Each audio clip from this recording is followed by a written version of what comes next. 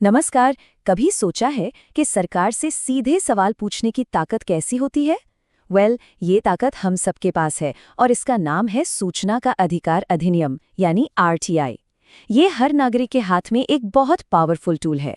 आइए इस सफर में हम जानेंगे कि केंद्र सरकार से कोई भी जानकारी ऑनलाइन कैसे हासिल की जा सकती है, वो भी बहुत आसानी से। तो इस पूरे सफर को समझने के लिए हमने इसे 5 हिस्सों में बांटा है। सबसे पहले हम अपने अधिकार को जानेंगे, फिर अर्जी देना सीखेंगे, अगर कोई अड़चन आए तो उसे पार करेंगे, जरूरत पड़ने पर और आगे बढ़ेंगे और आखिर में एक बहुत काम की टूलकिट पर भी नजर डालेंगे। तो चलिए सबसे पहले और सबसे जरूरी सवाल से शुरू करते हैं। आखिर ये जानने का अधिकार है क्या और ये इतना पावरफुल क्यों है? देखिए, सूचना का अधिकार अधिनियम 2005 या आरटीआई एक्ट कोई मामूली कानून नहीं है। ये हर भारतीय नागरिक को मिला एक बहुत बड़ा हक है। एक ऐसी ताकत जो हमें सरकार के कामकाज में झांकने, सवाल पूछने और पारदर्शिता की मांग करने का मौका देती है। और इसका दायरा मतलब स्कोप इतना बड़ा है कि आप सोच भी नहीं सकते। रेलवे के किसी प्रोजेक्ट की जानकारी चाहिए या जानना है कि अंतरिक्ष विभाग का बजट कहाँ खर्च हो रहा है, अरे प्रधानमंत्री कार्यालय तक से जानकारी मांगी जा सकती है।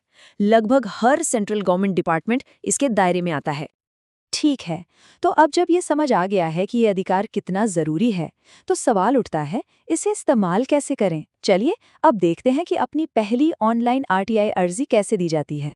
तो इस सफर की शुरुआत होती है एक वेबसाइट से, r-satoshiionline.gov.in। हाँ, एक बात का ध्यान रखना बहुत जरूरी है, ये पोर्टल सिर्फ और सिर्फ केंद्र सरकार के विभागों के लिए है, राज्यों के लिए प्रक्रिया अलग होती है। और पता है सबसे अच्छी बात क्या है? सरकार से जानकारी मांगने का खर्च ना के बराबर है। एक अर्जी के लिए लगते हैं सिर्फ 10 रुपए। बस इसी वजह से ये हर किसी की पहुंच में है।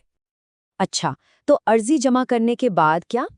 नियम के मुताबिक जिस भी डिपार्टमेंट को अर्जी भेजी गई है, उसके पास जवाब देने के लिए 30 वर्किंग डेज यानी 30 कामकाजी दिनों का समय होता है। इससे ये तय हो जाता है कि मामला यूं ही लटका नहीं रहेगा। प्रोसेस भी काफी सीधा साधा है। सबसे पहले rtonline.gov.in पर जाएं, गाइडलाइंस को एक्सेप्ट करें, फिर सही डिपार्टमेंट चुनें, अपनी जानकारी भरें और अपना सवाल बिल्कुल साफ साफ लिखें। अगर कोई सपोर्टिंग डॉक्यूमेंट है तो उसे भी अपलोड कर सकते हैं। बस 10 रुपए की ऑनलाइन पेमेंट करें एंड दैट्स इट। हाँ, जो रजिस्ट्रेशन नंबर मिलेगा उसे जरूर संभाल कर रखें, उसी से सब कुछ ट्रैक होगा। लेकिन सोचिए अगर 30 दिन बीत गए और कोई जवाब ही नहीं आया, तो क्या करें?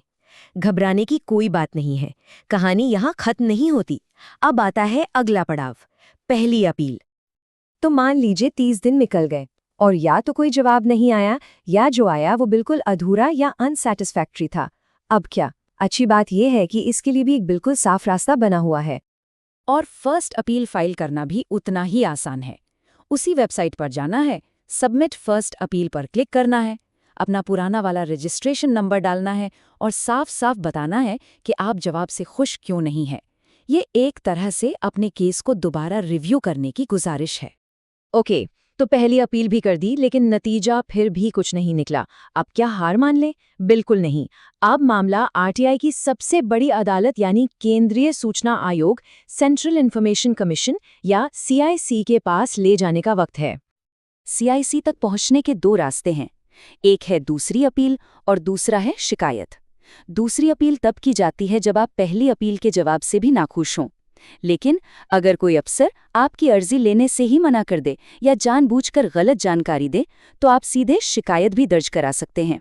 दोनों ही मामलों को सीआईसी ही देखता है। यहाँ पर डेडलाइंस का ध्यान रखना बहुत बहुत जरूरी है। अगर पहली अपील का जवाब मिला है तो आपके पास 90 दिन है दूसरी अपील करने के लिए, और अगर पहली अपील का कोई जवाब ही नहीं आया तो 45 दिनों के अंदर दूसरी अपील करनी होगी। ये तारीखें याद रखना क्रूशल है। तो इस आखिरी और सबसे अहम पड़ाव के लिए वेबसाइट भी अलग है। ये है cic.gov.in। सारी दूसरी अपीलें और शिकायतें इसी पोर्टल से होती हैं। तो अब जब पूरा प्रोसेस समझ आ गया है, एक और चीज़ है जो बहुत काम आएगी। ये है आपकी अपनी टूलकिट, जिसमें इस पूरे सफर में मदद के लिए सारी जरूरी कॉन्टैक्ट डिटेल्स एक जगह पर हैं। अगर शुरुआत में मतलब पहली अर्जी भरते समय rtonline.gov.in पर कोई टेक्निकल दिक्कत आती है तो मदद के लिए ये हेल्पलाइन नंबर और ईमेल आईडी है। और अगर मामला आगे बढ़कर दूसरी अपील या शिकायत तक पहुंच गया है तो सेंट्रल इंफॉर्मेशन कमीशन यानी CIC से मदद के लिए ये कॉन्टैक्ट्स हैं। तो कुल मिलाकर बात ये है कि RTI कानून सिर्फ सवाल पूछने का हक नहीं देता, बल्कि ये एक पूरा सिस्टम देता है जो ये पक्का करता है कि आपकी बात सुनी जाए। हर कदम पर मदद का रास्ता भी है। ये सच में हमारे लोकतंत्र की एक बहुत बड़ी ताकत है। तो अब जब पूरा रास्ता साफ है तो सबसे बड़ा सवाल ये है कि इस ताकत का इस्तेमाल कैसे किया जाएगा, क्योंकि कहते हैं ना, इन्फॉर्मेशन इज पावर। तो पहला सवाल क्या होगा?